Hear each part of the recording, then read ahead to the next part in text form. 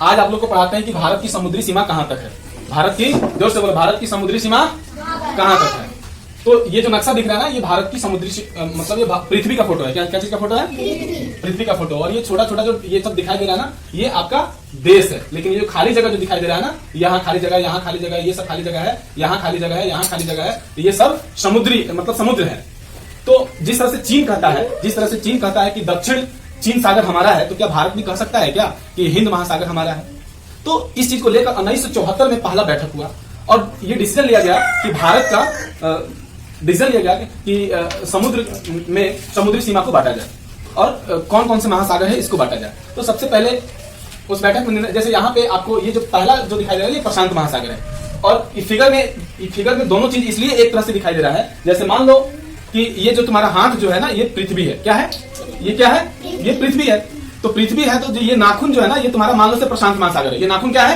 ये प्रशांत महासागर है। तो मान लो से फिगर में जब इसको तुम फाड़ कर जब चिपकाओगे, ये नाखून दो भाग में चला गया, तो नाम तो एक ही है ना, ये इसलिए ज्यादा कंफ्यूज मत होइएगा। ये दोनों जैसे अब ये जैसे इसी फिगर को आप जब ऐसे उधर से जाके जब ज्वाइंट करोगे तो फिर एक हो जाएगा। जैसे ये फाड़ दिए तो अलग हो गया, ज्वाइंट किए तो फिर जाके एक हो गया। तो कंफ्यूज होने की चीज नहीं है। तो मैंने जब 1974 में फिर बैठक हुआ, जब इसका निर्णय लिया गया, तो फिर बंटवारा का हिसाब किताब बैठा, तो फिर 1974 में फिर प्रशांत महासागर, इसको प्रशांत महासागर का नाम दिया गया। फिर दूसरा जो है यहाँ वाला जो है उसको अंग महासागर या अटलांटिक महासागर कहते हैं। इसको क्या कहते हैं? अंग महासागर और अटलांटिक महासागर उसको नाम दिया गया। तीसरा जो है हिंद महासागर का क्या हुआ? तीसरा क्या हुआ? हिंद महासागर हुआ। और चौथा सबसे ऊपर हुआ। चौथा क्या हुआ? सबसे ऊपर हुआ, जिसको आर्कटिक महासागर कहते हैं। इसलिए आर्कटिक महासागर कहते हैं क्योंकि ऊपर बहुत सारा बर्फ है, बहुत सारा मतलब ये होता है। लेकिन ये नीचे वाला जो हिस्सा बच गया, इसी पर मामला क्या हुआ? मंथन होना शुरू हुआ। ये नीचे वाला हिस्सा दिखाई दे रहा है, तो इसी पे मामला क्या हुआ? डिस्कस शुरू हुआ। तो भाई इसको क्या किया जाए? तो उस समय के जो भौगोलिक दृष्टिकोण के जो देख रेख करने वाले थे, तो वहां पे गए, तो वहां पे देखे जो प्रशांत महासागर के नीचे का जो हिस्सा है, नीचे का हिस्सा है, उसके बाद में अटलांटिक महासागर का नीचे का हिस्सा है, हिंद महासागर के नीचे का हिस्सा है, ये सारा का मछली, जलवायु, वनस्पति सब अलग था। सब क्या था? अलग था। और क्योंकि इस सागर के नीचे भी बहुत सारा मतलब थोड़ा सा स्थल है, तो वहां भी बर्फ से ढका हुआ था। तो देखा कि यहाँ की जलवायु, यहाँ की जलधारा, यहाँ की वनस्पतियां सारा कुछ अलग है। तो इन्होंने क्या किया, इसको भी क्या किया, यहाँ से इसको भी यहाँ से क्या किया, यहाँ से बांट दिया और इस महासागर को अलग कर दिया और इसका नया नाम मिला यहाँ पर अंटार्कटिका। क्या मिला? अंटार्कटिका महासागर। लेकिन उससे पहले भी ये था, लेकिन उसको इंटरनेशनल मान्यता नहीं मिला था। पहले भी यह सागर था लेकिन इंटरनेशनल मान्यता नहीं मिला था। लेकिन आपको ये जाकर 1974 में जाकर इंटरनेशनल मान्यता इसको मिला, जब इसको बंटवारा किया गया। मतलब लेकिन जब आपसे पूछा जाएगा तो वो कौन सा महासागर है जो 3 महासागरों को टच करता है? एक क्वेश्चन, अब यहाँ पे एक क्वेश्चन बना ना, तो वो कौन सा महासागर है जो 3 महासागर को टच करता है? तो 3 महासागर के जस्ट नीचे कौन कौन सा है? तो प्रशांत महासागर, अंटार्कटिका महासागर और हिंद महासागर। ठीक है, ये 3 महासागरों को क्या करता है? ये अंटार्कटिका महासागर जो है टच करता है। कौन कौन महासागर को टच करता है? प्रशांत महासागर को, अटलांटिक महासागर को, हिंद महासागर को कौन महासागर टच करता है? अंटार्कटिका महासागर टच करता है। ये कंफ्यूजन खत्म हो गया? कंफ्यूजन खत्म हुआ? चलो, तो आप समुद्र की सीमा के बारे में आपने समझ लिया। समुद्र की सीमा, अब समुद्र की सीमा में आपको नॉटिकल मील आता है, जैसे समुद्र की गहराई, समुद्र की लंबाई आप कैसे नापते हैं। तो सबसे पहले आपको मैं बता देता हूं सर, 1982 में एक चीज लागू किया गया कि 1982 में United Nation Convention on the Law of Sea का मतलब एक नियम हुआ, जिसे 1994 में उसको लागू कर दिया गया। ठीक है, अब हम थोड़ा सा, ये तो बात का चीज है, पहले हम बेसिक चीज समझ लेते हैं। पहले क्या समझ लेते हैं? उसकी बेसिक चीज को हम पहले समझ लेते हैं। तो नॉटिकल मील और फैदम क्या है, पहले आप समझ लीजिए। क्या नॉटिकल मील और फैदम क्या है?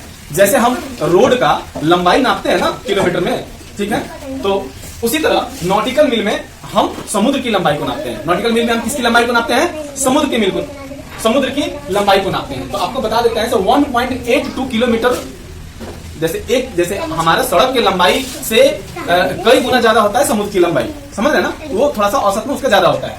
तो एक नॉटिकल मील बराबर क्या था? 1.82 किलोमीटर। ठीक है, तो नॉटिकल मील में हम क्या करते हैं? समुद्र की लंबाई को नापते हैं। लेकिन अब हमको गहराई भी नापना है, तो गहराई हम फैदम में नापते हैं। क्या करते हैं? फैदम में नापते हैं। तो फैदम आपका क्या होता है? एक फैदम बराबर होता है 6 फीट होता है। एक फैदम बराबर क्या होता है? 6 फीट होता है। एक फैदम बराबर क्या होता है? जोर से बोलो, 6 फीट। तो ये कंफ्यूजन आपका दूर हो गया ना। तो समुद्र की लंबाई आपको नॉटिकल मील में नापते हैं और फैदम में क्या करते हैं? गहराई नापते हैं। ठीक है, लेकिन वहां पे एक और आपको क्लियर कर देते हैं, जैसे हवा, वाइंड का, हवा का स्पीड हम कैसे नापते हैं? हवा का स्पीड हम कैसे नापते हैं? तो आपको बताते हैं ना, हवा का भी स्पीड हम नॉटिकल मील में ही नापते हैं। हवा का स्पीड हम किन चीजों में नापते हैं? मापते हैं? नॉटिकल मील में मापते हैं। तो आपको बताते हैं 1.05 मीटर प्रति सेकंड के स्पीड से हवा को हम वहां पे मतलब मापते हैं। तो यानी आप समुद्र की सीमा के बारे में आपने समझ लिया। समुद्र की सीमा, अब समुद्र की सीमा में आपको नॉटिकल मील आता है, जैसे समुद्र की गहराई, समुद्र की लंबाई आप कैसे नापते हैं। तो सबसे पहले आपको मैं बता देता हूं, 1982 में एक चीज लागू किया गया। 1982 में United Nation Convention on the Law of Sea का मतलब एक नियम हुआ, जिसे 1994 में उसको लागू कर दिया गया।